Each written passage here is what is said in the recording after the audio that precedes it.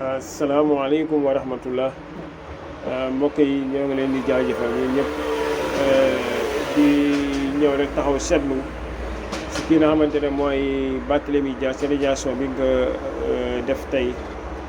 si Assemblée nationale si li nga xamante ne moo jot a xew foofu ndax tegu na si yoon wala tegul si yoon su ko defee rek dañ bëgg a ñëw joxe sunu la nga xamante ne mooy sunu contribution wala sunu xalaat si mbir boobu nga xamante ne moo jot a am foofu su ko defee rek parce que lañuy laaj démb rek liy jotoon xew diggante Barthélémy Dias ak Ousmane Sonko bi ñu àndee doon benn di xeex la nga xamante ne mooy yeewi askan bi booba gis ngeen taxawaay bi nga xamante ne moom la Ousmane Sonko taxawoon si kanamu Barthélémy Dias gis nañ tamit Barthélémy Dias taxawaay bi mu taxawoon si Ousmane Sonko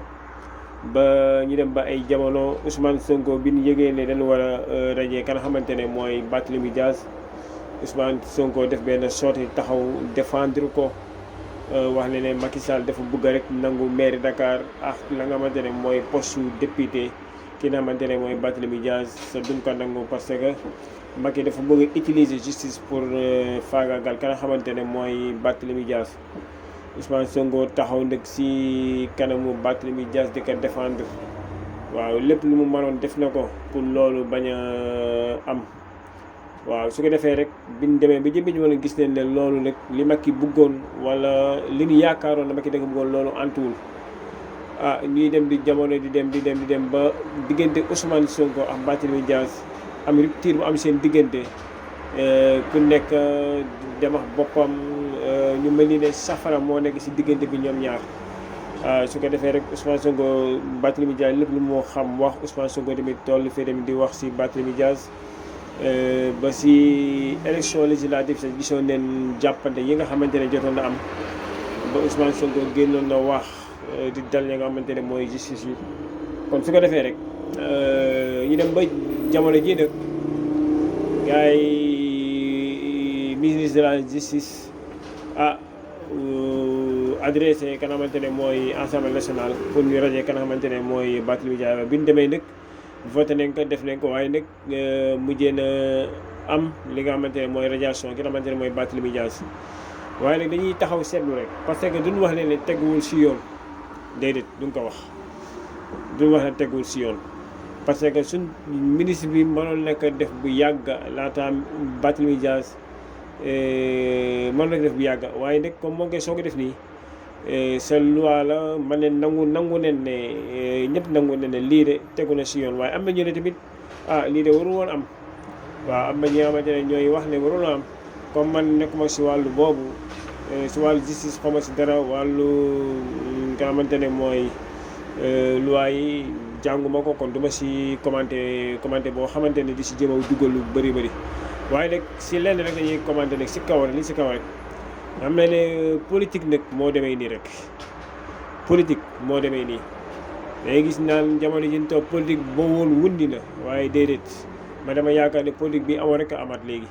soo àndexee nit dina ko jéem a protéger ba li nga xamante ne ñoo ngi koy bëgg a xañ yow di nga taxaw défendre ko si mbir boobu waaye soo demee ba taxali ko rek wala bokkatu leen la nga xamante ne mooy vision rek yow su boobaa lépp loo mën a def pour faagal ko rek dina jëfee loolu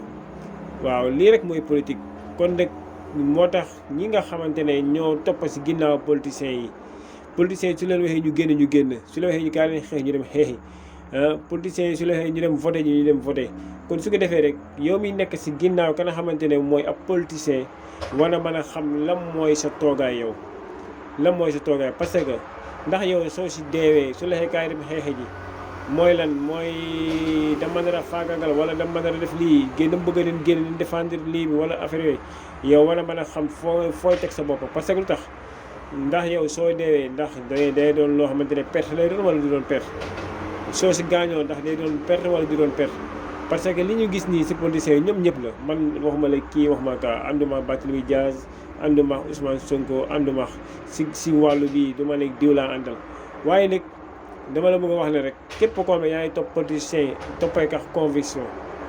su la nee duggal si loo xamante ne yow xamoo ko na dem toog soo gisee élection ñëw na jour vote bi na dem votel ko soo paree dem toogaat si biir kër boobu la jaral xeex boobu la jaral xuloo boobu la jaral saaga boobu la jaral lenn parce que ñoom ma leen jékki-jékki xuloo seen diggante bàyyante ma leen jékki-jékki àndaat see bi ñuy ànd doo ko yëg kon su ko defee rek ñu xamante ne li ñu bëgg a mooy